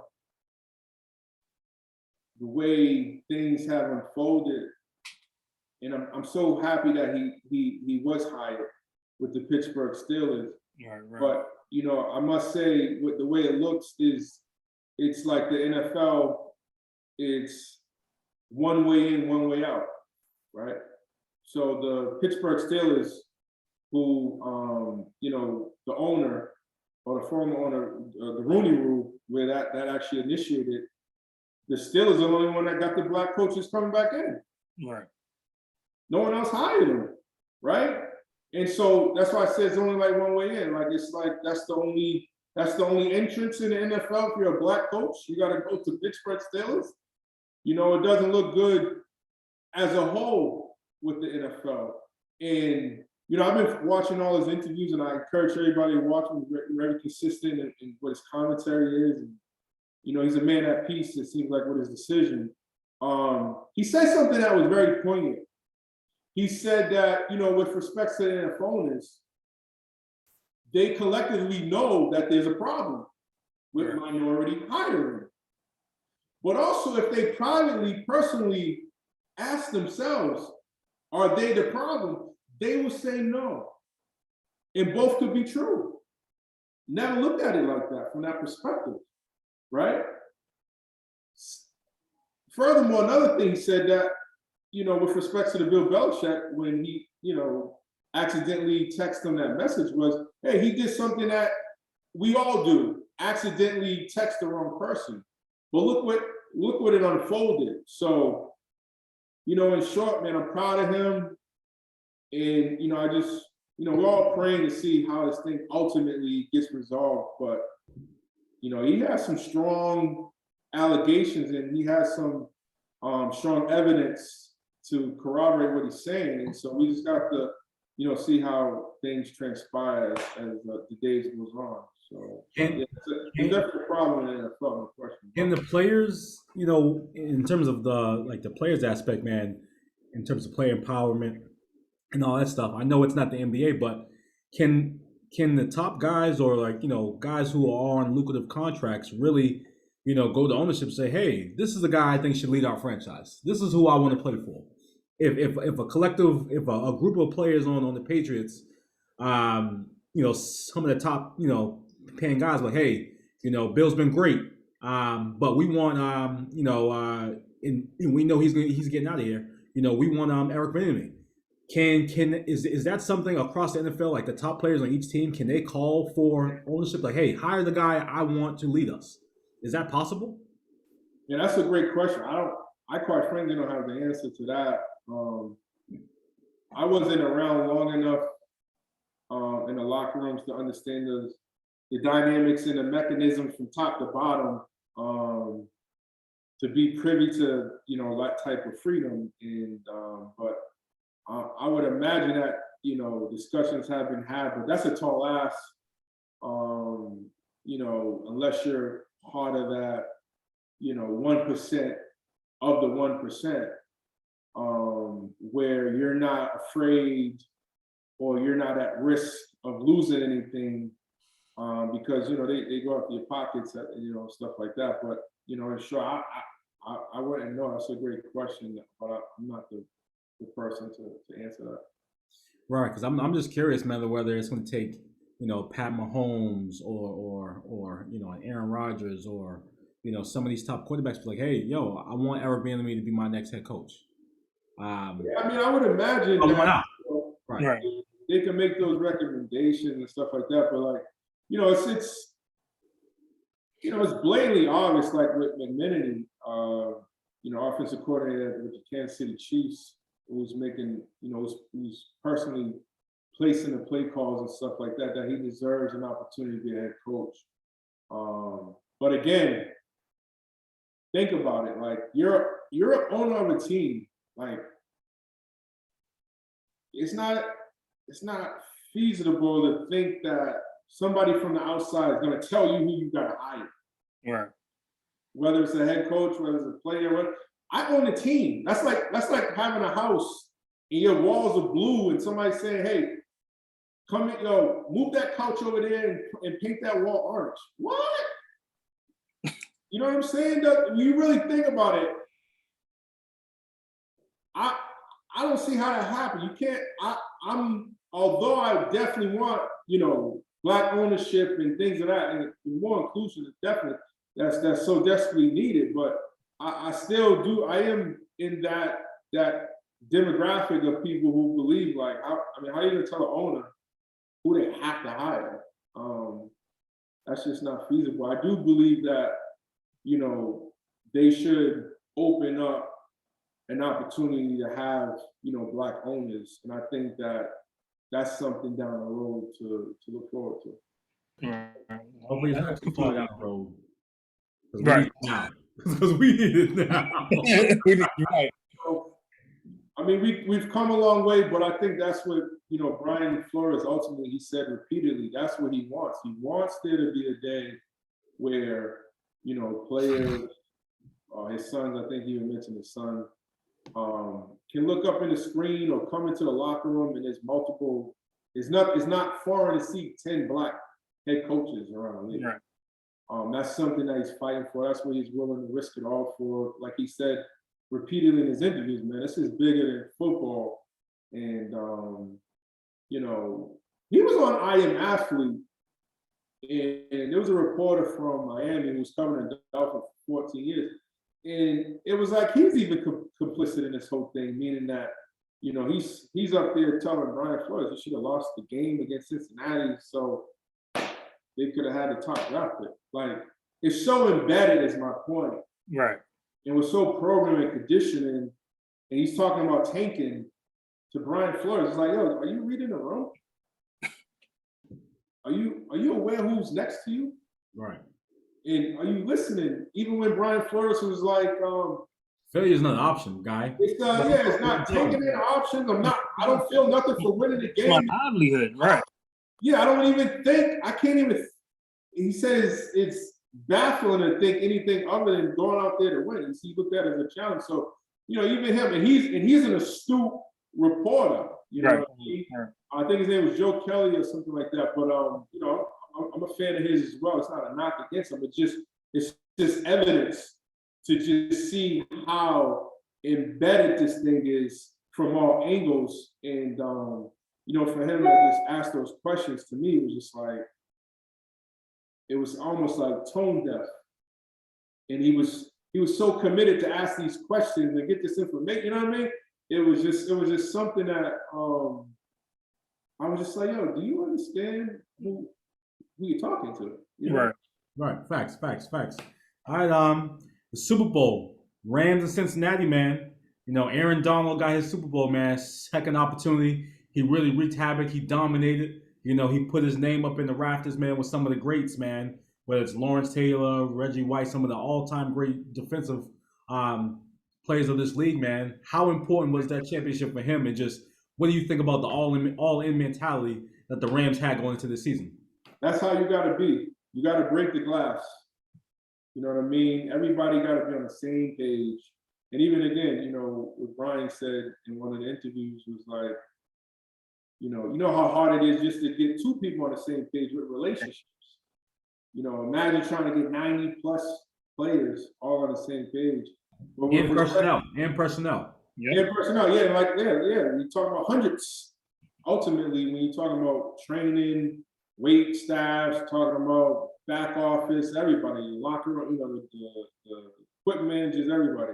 So, I mean, for specifically regarding Aaron Donald, man, he's arguably, top two greatest ever. I mean, when you have somebody who's considered one of the best to ever do this, and Warren Sapp salivate at Donald's dominance and his performance. And Sapp is definitely really stingy about any compliments. It's like he's only going to say it if he really means it.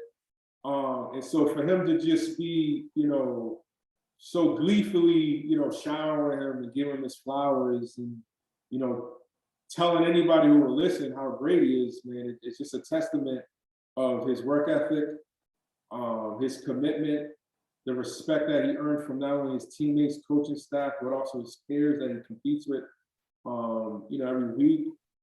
He's just something, he's a once in a not even generation, he's once in a lifetime player.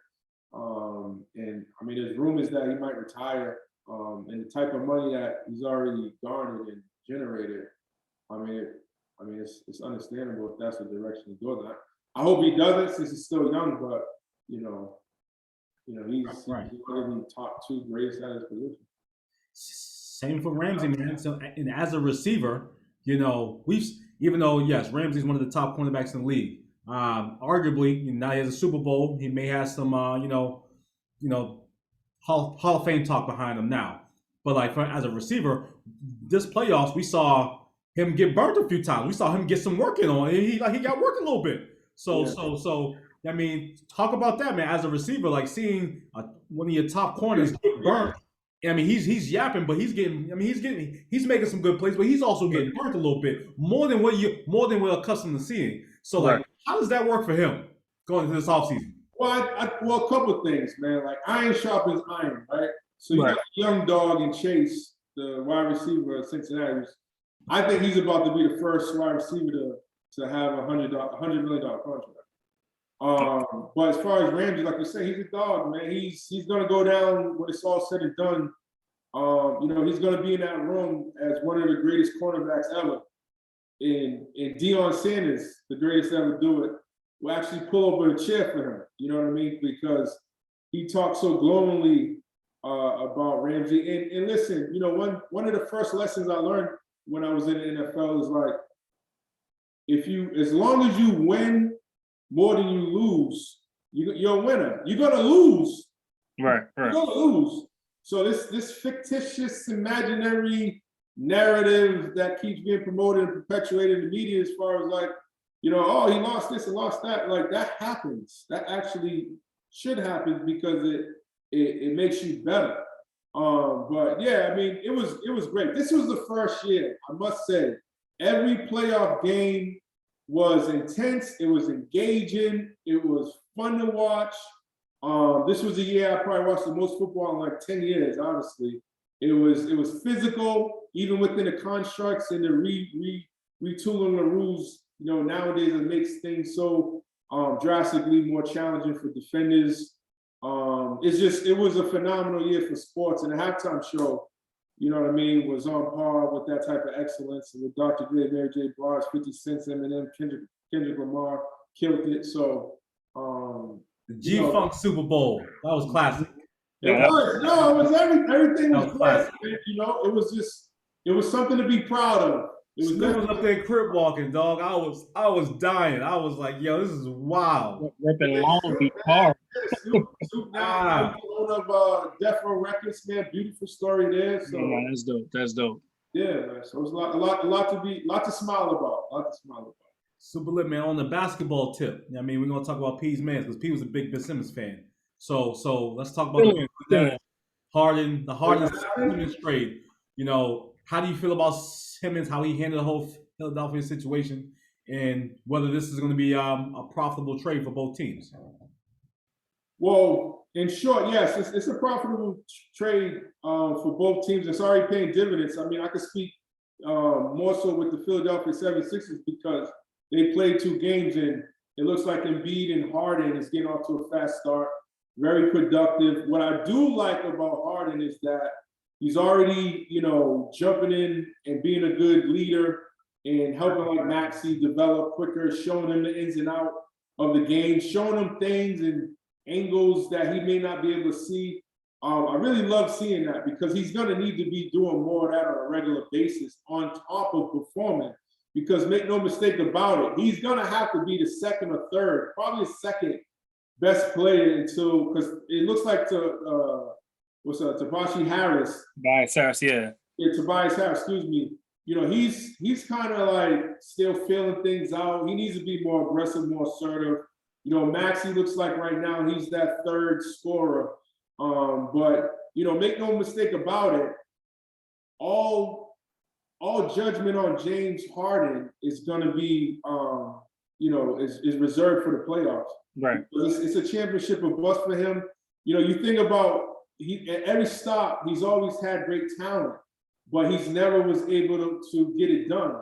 And I think the biggest challenge is it's great that he's able to help develop younger talent to get to the level where he's at. But my question is, only Doc Rivers has championship pedigree, right. But it's going to be interesting to see because Embiid don't know. He don't know how to win either. He's still learning. He just learned how to eat right. He just learned how to sacrifice and dedicate himself to working out to get in great physical shape to be dominant this year. And so now you want him to go 3-4 more levels, which is be required to win an NBA championship. That's going to be a tough feat, but that is the task at hand for both Harden and Embiid. So it's going to be interesting to watch. On the flip side, with the Nets, they already got championship pedigree. in Kevin Durant. They already got championship pedigree in Kyrie Irving. Yep. And I think that with Ben Simmons, those are the two perfect players, I think, in my estimate, to be teammates with, because with Kevin, you're gonna have like that patience in the whisperer of, I'm an assassin. I can show you how to be an assassin. I'm one of the greatest shooters ever to dribble a ball. I can show you how to shoot. I can show you technique. So that's going to be important. And then with Kyrie, I mean, we got to tell Kyrie to kind of tailor it in. You know what I mean? But I think even that cavalier spirit is going to be good for Ben Simmons, because it'll get him out of his shell.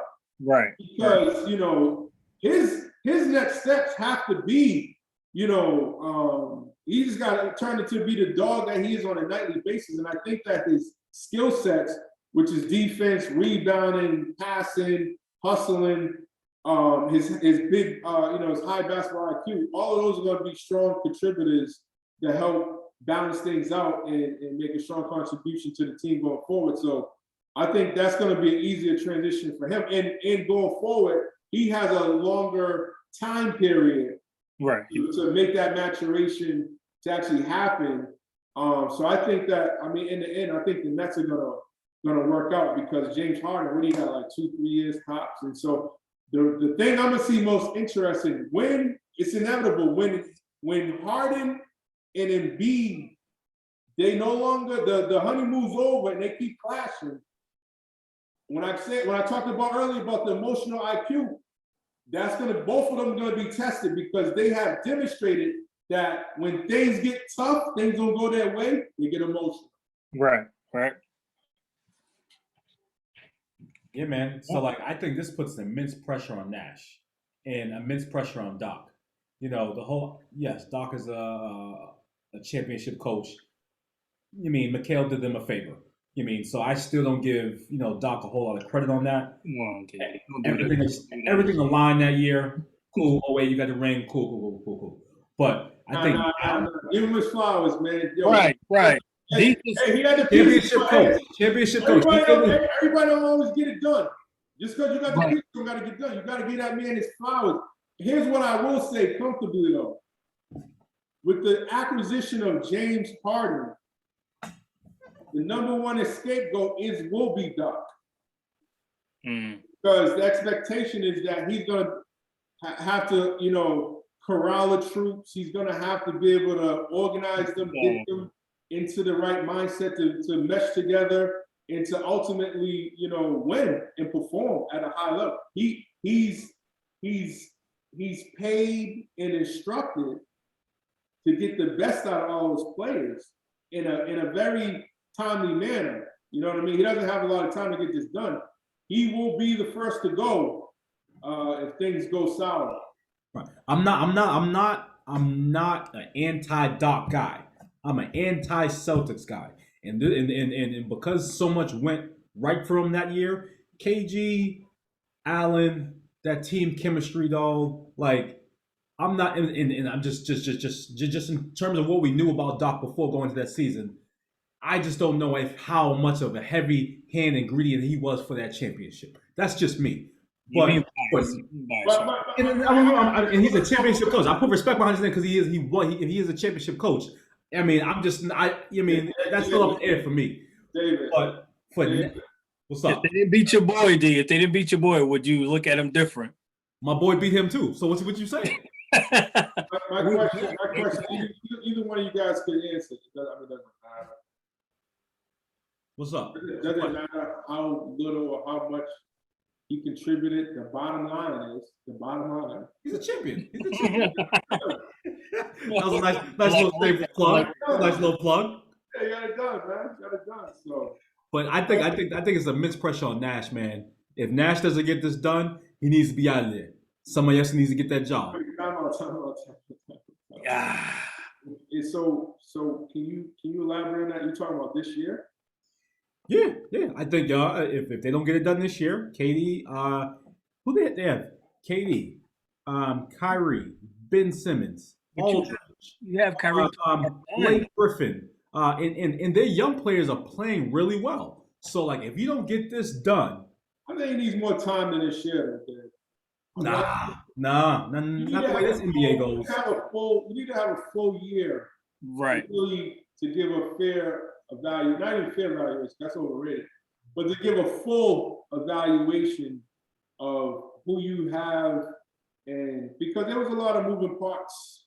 Some things was out of their control, some things weren't. You know what I mean? So I think you see what happens, play out this season, and then you make all the adjustments this off season. Right. And then next year, that's when you can put these non-negotiable expectations up. But to ask him to win this year, man, I think that's a tall order. For Is it? With that, In a short span of time, that's crazy. You gotta think. COVID, yeah. Hold on. He came off the street with no coaching experience. So that's what the ownership is telling us. Hey, this guy who has no coaching experience can't get it done. He can jump the line. He can get it done with talent. So my thing is, I'm gonna say, okay, if you can't get it done, get up out of here. Yeah, I wouldn't put a lot of credence in that whole narrative of he came off the streets, even though that's factual, right? One thing we have to give Nash credit for, he is a basketball savant in the sense of like, you know, he has had great success. He's a Hall of Famer. He's been an MVP in the NBA. And so he understands what it takes. Now, yeah, it may be unfair how he got there, but let's not worry about how he got there. We have to talk about what happens while he's there. And we have to give him time to implement whatever his ideology is or his basketball philosophy as far as what type of style his basketball team ultimately is going to reflect on him. So with the COVID that, you know, directly impacted Kyrie Irving, which, you know, impacted the team, you know what I mean, as far as availability. And I think that also was a big factor why Harden's in Philly, even though from what he was talking about, regardless if Kyrie played or not, he was going to go to Philly anyway. But I ensure, I mean, I just don't, I'm not a believer in this whole like accelerated process of these coaches got to get it done. It's just, I think when you do that, you're just underestimating how difficult it is to win, to get everybody on the same page, and to just win games. Here's what I'm gonna push back on. Here's what I'm gonna push back, because when you sign your contract, you sign up for, you know, what this league is, and there is no tomorrow in this league. KD has had 2 catastrophic foot injuries. He doesn't have too much time left. You never know when Kyrie's going to shut it down. So, like, it's all or nothing right now. The Nets will never have Hall of Fame, that we know of, Hall of Fame talent at this caliber. 2 of probably the best at their position, arguably, at one time. So I will push back and says, like, you don't have, okay, I'll give you guys next year. Cool. But after that, the time is clipped. You got to move on. KD is win now. LeBron is win now. Kawhi, win now. We can't allow these coaches and these GMs to sit on these jobs for 2, 3, 4 years. We can't. Well, you make it, you know, I understand where you're coming from. The reasonable thing that you said is like next year, I do agree with that. But right. You gotta understand it's gonna take a coach 2, 3 years. It's gonna take an organization 2, 3 years to find out what they have, whether it's a player or evaluate somebody, right? You know what I mean? That is. It's ill. It's ill, man. What you're saying is 100% true though, D, as far as like, yo, it's what have you done for me lately? The time is now, because one of the major decisions that we should keep an eye on is what does Kyrie Irving do at the end of the season, because he hasn't re-signed his contract. Right. Right. So that's something that you know, hopefully he does the right thing and sign and, you know, continue on, because I think that with this nucleus that they have now, they can win multiple championships. All right, man. Last thing, man. Obviously, I mean, just from being an obsessive hooper, I mean, I was never, a top tier shooter myself. I mean, I can dibble dabble with the shot, but I was more so in the paint. I mean, but you know what I mean? When you see Steph shoot 16, makes 16 threes in the All-Star game record, break Ray Allen's 3-point record at such a young age, at 32 years old, with so much more in the tank. He's like, arguably he's gonna be one of the all-time greatest players. He might not be mentioned in the same breath as Kareem, LeBron, and MJ, but he's damn near close in the same breath at 6'3", 190 pounds, shooting the three ball. How has that changed the game? I think it was the best thing that ever happened to the game, and the worst thing that happened to the game, because he's one of one. Right. And you have so many kids thinking that they can do that, and that's what has also diminished a lot of the quality basketball that you see at all levels, high school basketball and pros, because of the analytics are saying that teams should be shooting. I heard something like 43s in the game, and it's like, who's going to shoot them, right? But no, as far as Steph Curry, no question, he's gonna go down as, undeniably the greatest shooter that we've ever seen, that the NBA has ever had. That's already established. That's already cemented. I just think that depending on how many more championships he wins, will start to dictate who he surpasses on an all-time greatest list. But he's definitely have earned the respect of some of the elite talent, rarefied air. So, but for him personally, it's great. But the residual effects of his performance, it dilutes and makes these kids and other players delusional, coaches delusional, that they could duplicate that type of performance, man. That's something that's a gift that he's put 20,000 hours in. Forget 10,000. So yeah. Facts. All right, man. So before we get out of here, man, who is, I know you said Michael Vick's probably the most athletic athlete you've ever seen. Yeah. Who is your greatest athlete of all time? Muhammad Ali, MJ, Tyson, Tiger Woods, Ken Griffey Jr. So that's different. All right, so who's your greatest athlete of all time? Who's your GOAT? Like just off skill set? Anything. Who is your GOAT? In your eyes, the greatest? Bo Jackson. Probably Bo Jackson. Big Bo. Bo Jackson, Deion Sanders, LeBron James. Like just as far as athletes, those are probably my top three. Like just skill set wise and stuff like that. But just as far as like in my lifetime, you're still talking about Deion. You're still talking about Deion. You're talking about Mike Tyson. I wasn't fortunate to see Muhammad Ali, but as far as what he's done socially, his activism and just his presence that he's left, he's definitely top of the list there.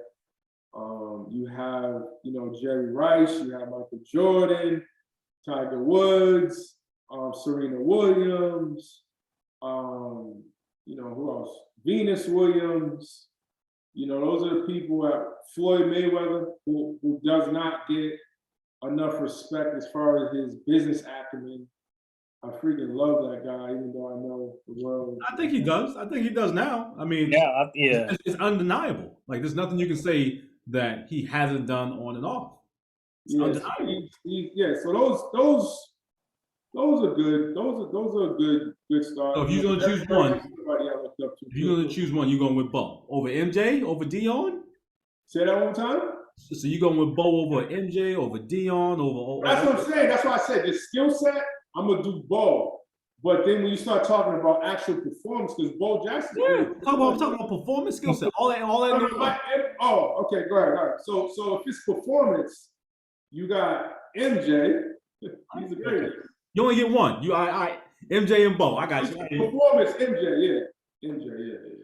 Right. But I don't put LeBron over Kobe though. Talk about it. Explain Basketball wise, I don't. Talk about it. Tell the people why. Tell the people why. He loves this. Tell the people why.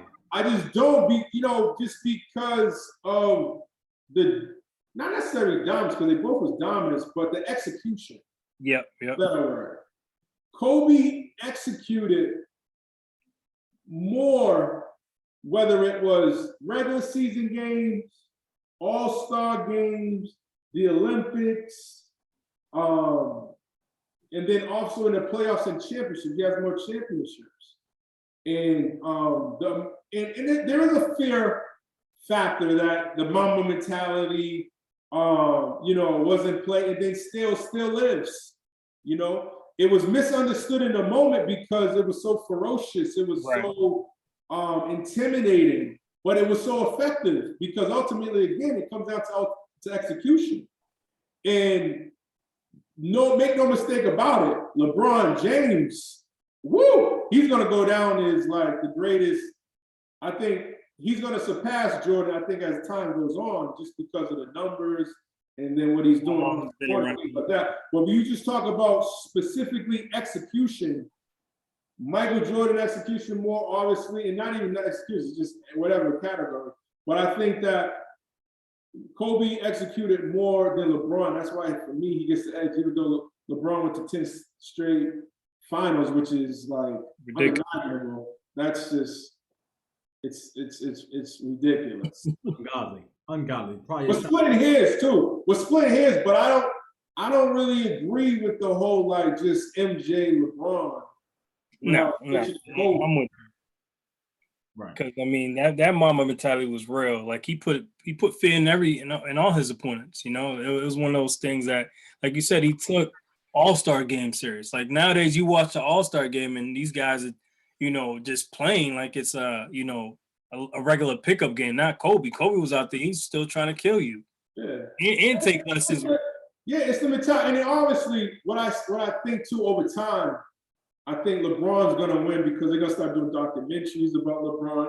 Then we're gonna hear about like what he was doing off the court, what his mentality is, right? He don't have a Mamba mentality, he has a LeBron mentality. Right. They always talk about how he spends over $2 million to take care of his body. For me, with Kobe, it's simple. When he was talking about, okay, one day he decided he was gonna be the greatest player to ever play. So he said, okay, I gotta work like it. So he said normal people wake up at, let's say 8:30, go to the gym at 9, work out from 9 to 11, take a break, come back, work out 2 to 4. They think, hey, I did it, right? He said, now imagine this. He says, imagine if you wake up at 4, you go to the gym, you work out from 5 to 7, you take a break.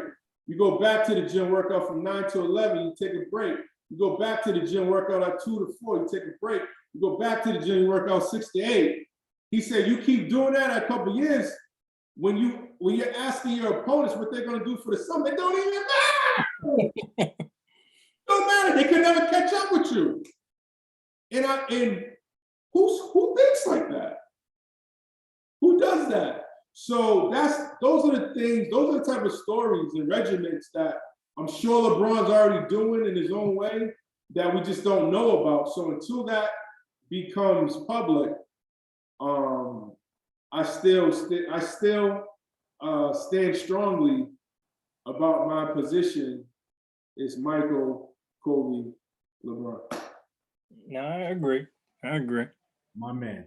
Last thing before we get out of here, man, we always want to leave the fans, the followers, the listeners, especially young athletes, coaches, trainers, whoever's listening, something, we want to inspire the next generation.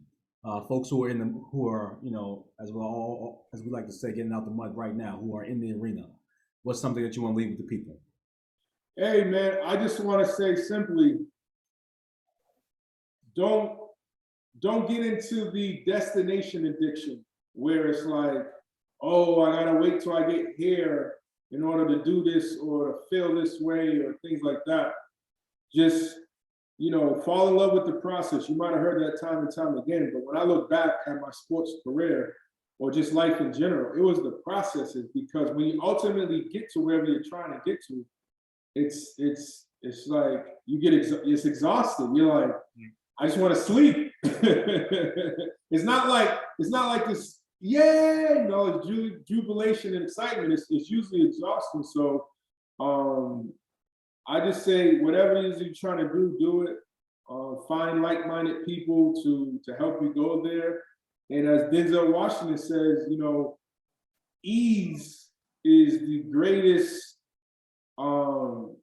disruptor to progress than hardship, right? When you do something, it works out so easy, you relax, you get complacent.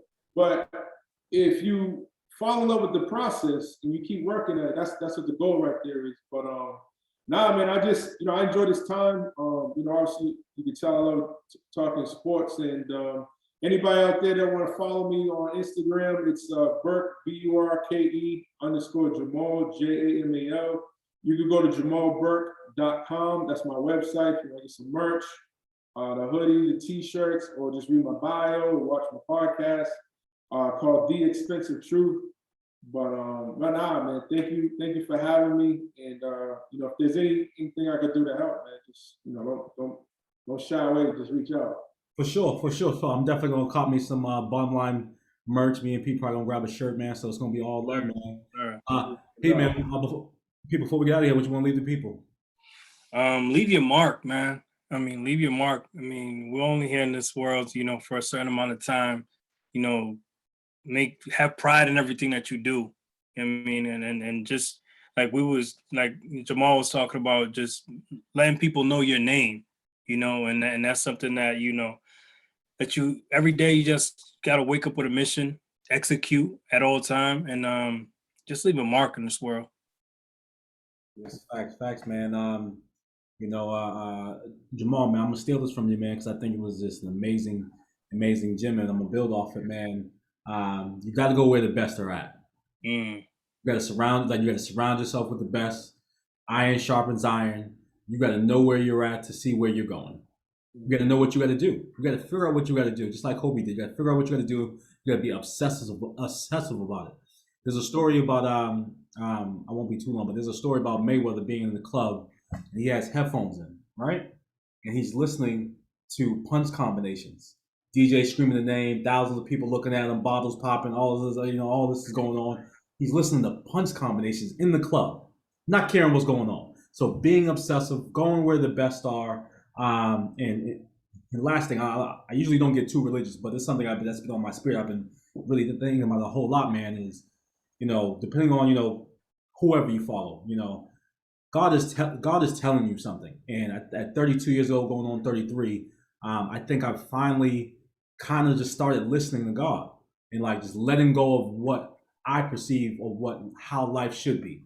And you're right, Jamal. Ease is the biggest disruptor of progress. So my thing is, when we're listening to God, we can take a step back, and it becomes easier in a good way to tell our story as athletes. And as athletes, that's all we ever ask for, is an opportunity to tell our story on the field, on the court, wherever we're at. Because a lot of times, depending on what environment we're coming from, there's a narrative that's already written about us. Like you said earlier, there was another Jamal Jackson that had great potential, but his story went the wrong way. So you want to rewrite your story.